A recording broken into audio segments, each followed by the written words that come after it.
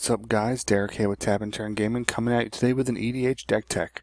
Today's deck tech will be for Jarad, Golgari Lich Lord, and this is a subscriber requested deck from Unleashed88, one of our regular subscribers and regular viewers. So we're going to go ahead and take a look at the deck. He had asked us to go ahead and take a look at Jarad, Golgari Lich Lord, and see what ideas we could come up with. Maybe it'll help him out, maybe it won't, maybe he doesn't like the choices. That's okay. This is just something that we came up with, and we're going to take a look at it. So we're going to start with the lands, and then go over a couple of the other cards. But let's just dive right in and go right to the lands. So we're going to start with Pachuca Bog, because it does exile the opponent's graveyard. Command Tower for obvious reasons. 11 forests. Golgari Rot Farm, Grim Backwoods because it's a sacrifice outlet, and it draws us a card. Hissing Quagmire because it does become a creature with Death Touch, and that is never bad. Jungle Hollow because it is in the right colors and gains us a life. Llanowar Wastes because it's a pain land and it gives us the both colors. Mirror in the Morningwell to gain some life back as well as being a sacrifice outlet. Mossfort Bridge because the hideaway is always fun and it's relatively easy to kick off with 10 power and green.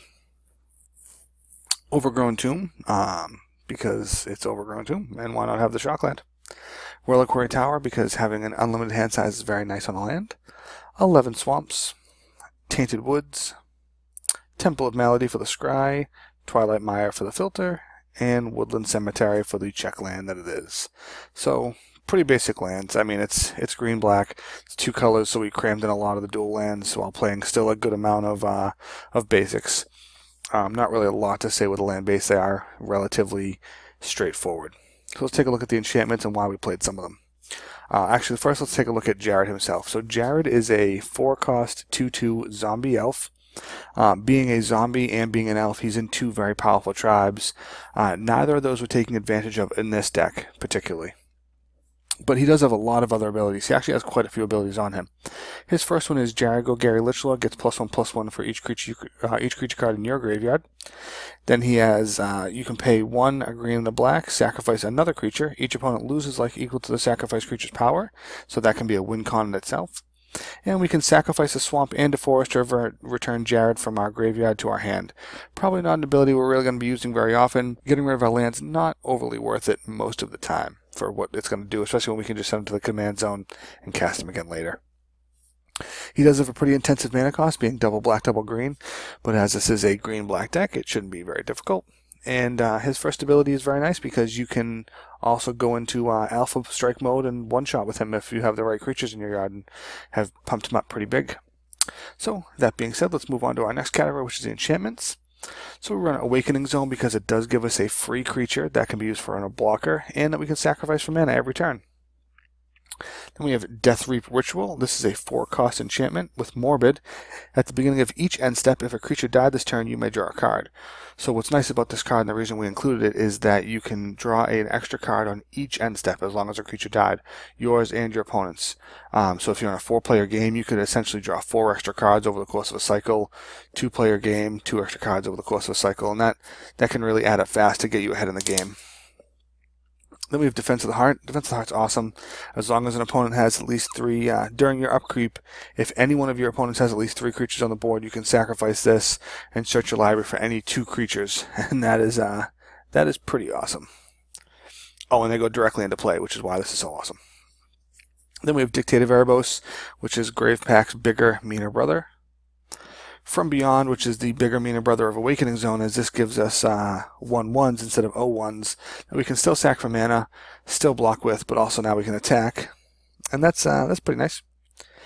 Golgari Germination. This is a pretty fun little enchantment. This is a 3-cost enchantment that says whenever a non-token creature you control dies, put a 1/1 green sapling creature onto the battlefield. So just a way for us to generate some free creatures, and that's not bad at all. Grave Pact, everybody knows it, everybody loves it. There's a reason it's an almost $10 card, because it's really good at what it does. Necro Genesis, this card is pretty standout in any black-green deck, as it is a 2-cost enchantment that you can pay 2 to exile a target creature from a graveyard to put a 1/1 green sapling into the battlefield.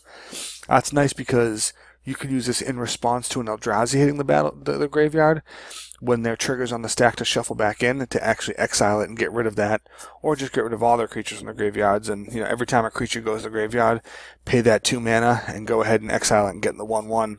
and prevent them from being able to use that later. And it's just, exile is powerful. Then we have Oversold Cemetery, that we can return creatures from our graveyard to our hand as long as there are at least 4 creatures in our graveyard. Sort of a thresholdy style card without actually being threshold. And then Palace Siege. This is a 5-cost enchantment that we can choose either Khans or Dragons. If we choose Dragons at the beginning of our upkeep, each opponent loses 2 life and we gain 2 life. And if we choose Khans at the beginning of our upkeep, we can take a creature back from our graveyard to our hand.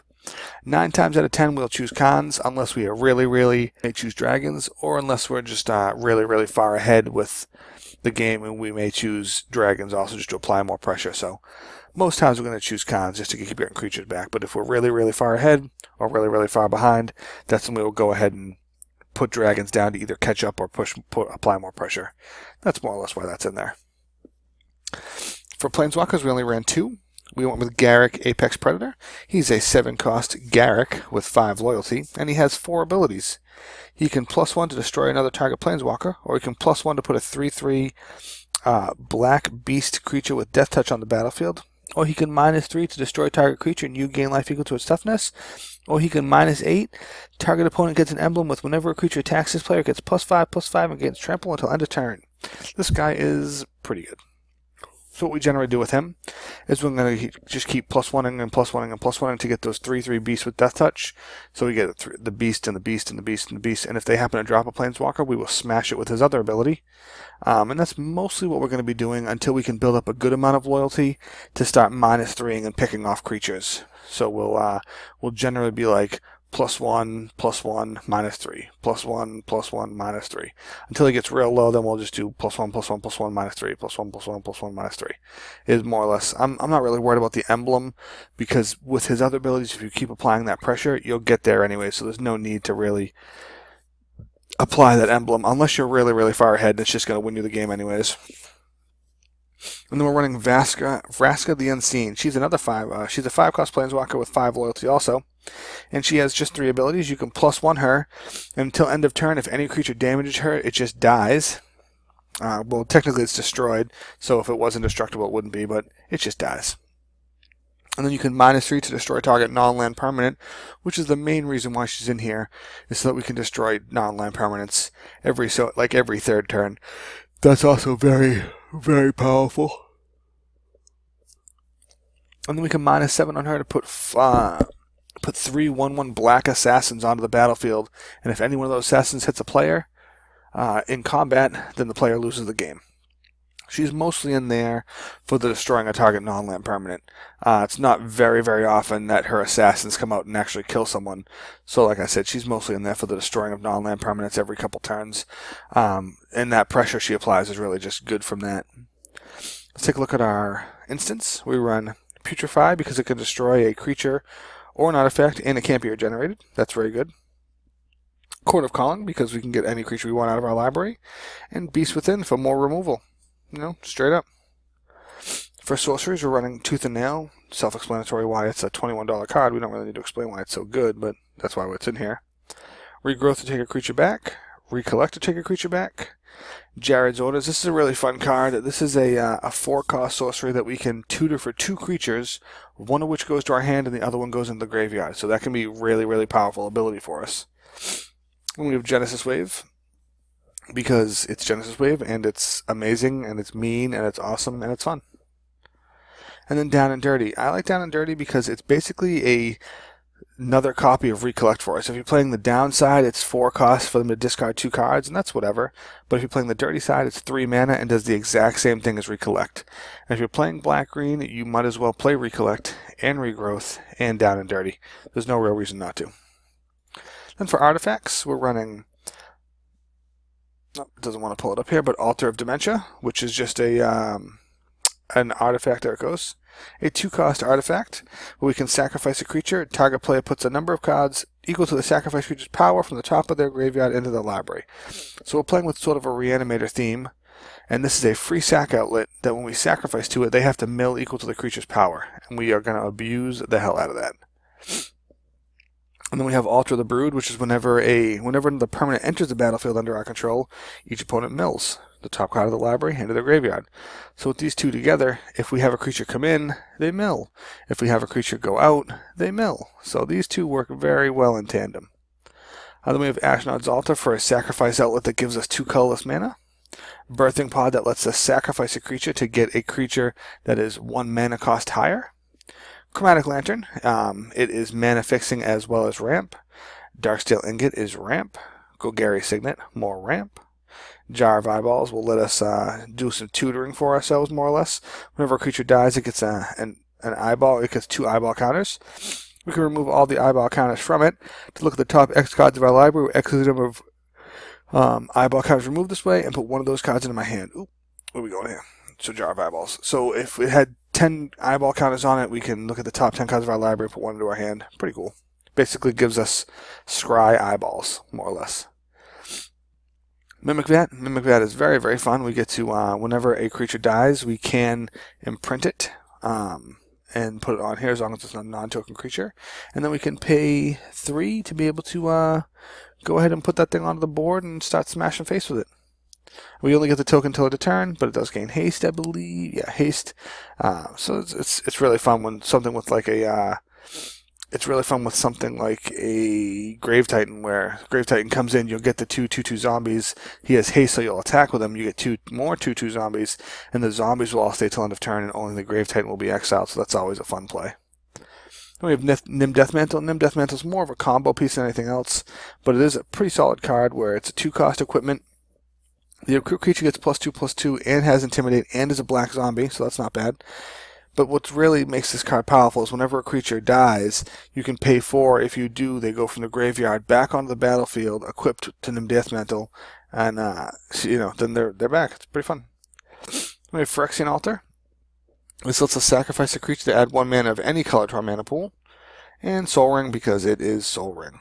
So now we're going to take a look at the creatures. Alright, so the first creature we have up here is Aberrant Overlord. Now, Aberrant Overlord is a 7-cost 6/6 flying demon, and he has Devotion to Black. That whenever he comes into the battlefield, you get a 1/1 black flying harpy creature token for each black mana somebody have. So at base, he comes in with 2 1/1 flyers with him. If you happen to have down Jarad, he comes down with 4 1/1 harpies, and his downfall is at the beginning of your upkeep, you have to sacrifice a creature.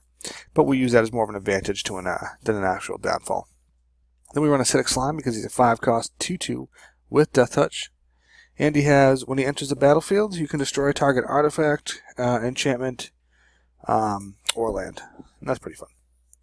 Then we have Creekwood Liege because he's a 4-cost 2/2 that gives your black creatures +1/+1 and your green creatures +1/+1. And at the beginning of your upkeep, you get a free creature. Fun stuff.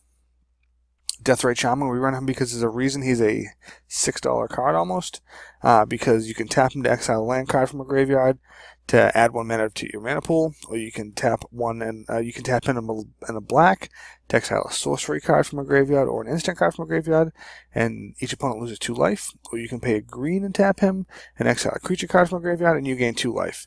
So just more ways to hate on our opponent's graveyard, and that is always, always, always good. Eternal Witness because she is awesome at what she does. Fierce Empath so we can search for our big guys when he comes into play. Genesis Hydra to have a mini Genesis wave. Glean Crawler is nice because we have a lot of sacrifice outlets, so at the end of our turn we can return them all to our hand. That's very, very nice. We have Grave Titan because he's a 6-cost 6/6 with Death Touch.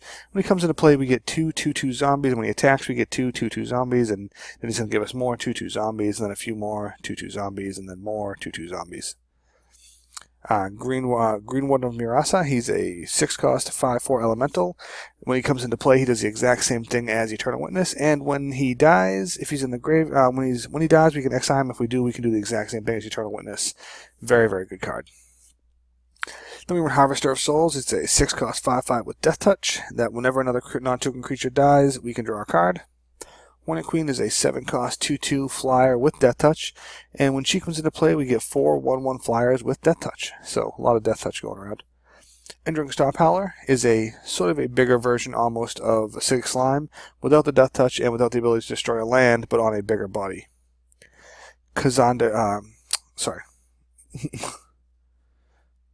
Jarad the Guildmage is a 2-cost 2/2 Elf Shaman that we can pay 3 mana. Target creature gets +1/+1 Intimidated until end of turn, or we can pay 4 mana to sacrifice a non-token creature, and we get a 1/1 sapling for every toughness that creature had. So we have the ability, as another sack outlet, to just get a ton more creatures. Lord of Extinction, he will just get huge and fat, and we will sacrifice him to Jarad, and they'll lose a ton of life, and they'll be sad, and we'll be happy. Then we have Errect Crawl Death Priest. This guy's just a monster, an absolute monster. Super underrated, I think, but what he does very well, and that is he is a 5-cost 2/2 Insect Shaman with flying, so that's always nice. And whenever a player sacrifices another permanent, so that what makes that powerful is whenever any player sacrifices any permanent, put a +1/+1 counter on each creature you control. That is phenomenal. Then we have Marin of Clan Neltoth.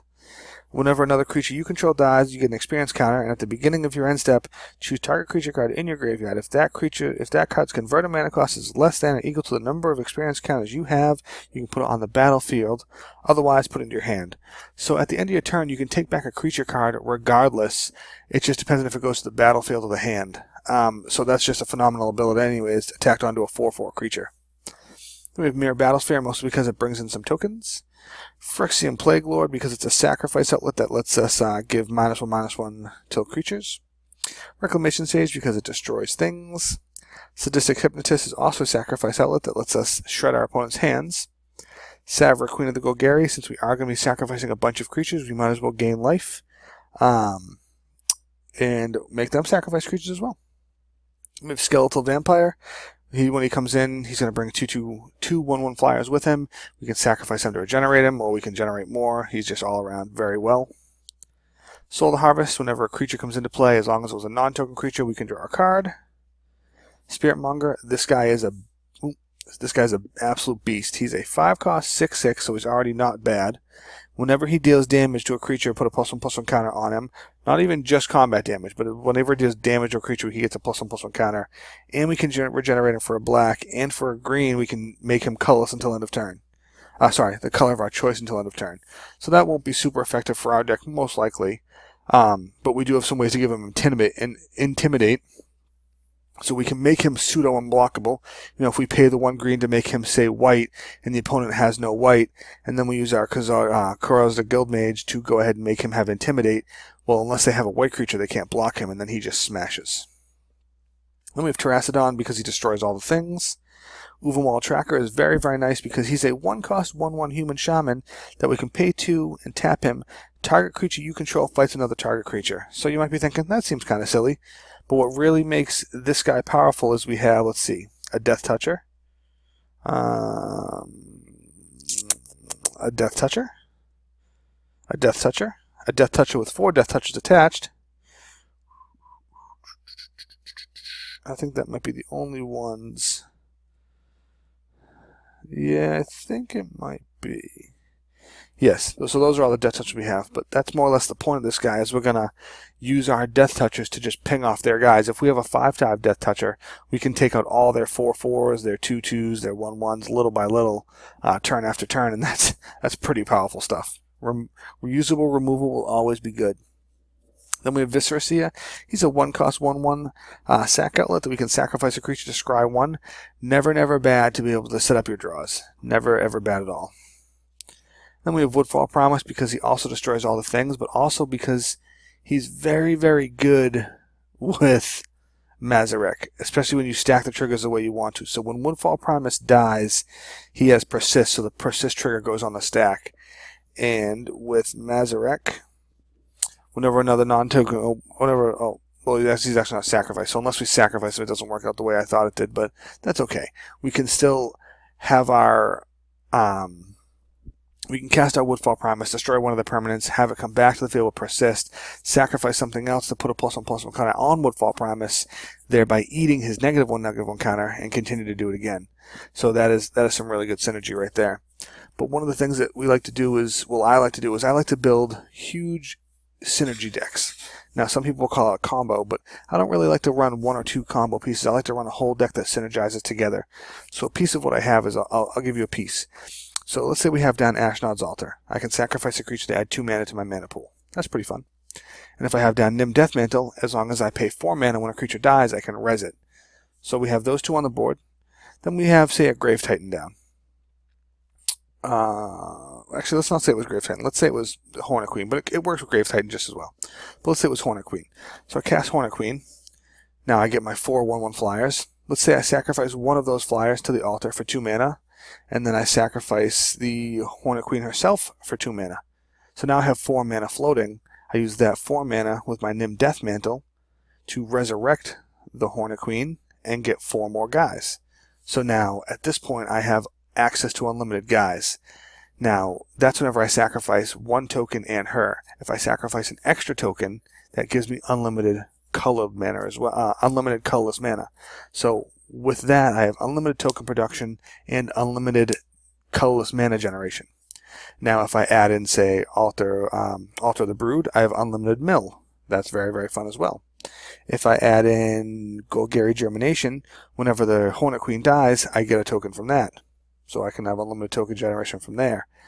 If I add in Savra, Queen of the Golgari, because it's a green creature that's dying, I gain 2 life. So now I have unlimited life gain. Also fun. Because I can generate unlimited creatures, I can sacrifice into Visceracia to scry 1 unlimitedly. That's also very, very powerful. So there's so many things you can keep adding pieces to what the deck does. I mean, you know, you figure, let's see, since we have Hornet Queen coming in of the battlefield unlimited times, we could have down Soul the Harvest, and every time she comes into the field, we draw a card. So we have unlimited draw, unlimited scry, unlimited mana, unlimited token, just by having a couple cards down, and that's super, super powerful. We can also use it to get unlimited eyeballs on this. What else can we do with it? Since we're generating unlimited tokens, we can throw in our Phyrexian Plague Lord to sacrifice tokens to have unlimited kill. We can go ahead and use Sadistic Hypnotist to have unlimited discard for the opponent. So we can kill all their guys, make them discard all their hand, gain unlimited life. And this all works. Everything I just said works with, let's see, it works with Aberrant Overlord. It works with Grave Titan. It works with Hornet Queen. It works with Mere Battlesphere. It works with Skeletal Vampire. Yeah, it's just phenomenal stuff. So that's what I like to do, is build decks that have just great, great synergies. I'm sure there's a lot more synergies that are in here that I didn't even mention, but those are just some of the ones that I could think of off the top of my head. Let me know if you know any more. This is the end of the deck tech. This has been Derek with Tap and Turn Gaming. Unleashed 88. I hope you enjoyed the deck tech. Please like, comment, and subscribe, and we will catch you later. Thanks a lot, and goodbye.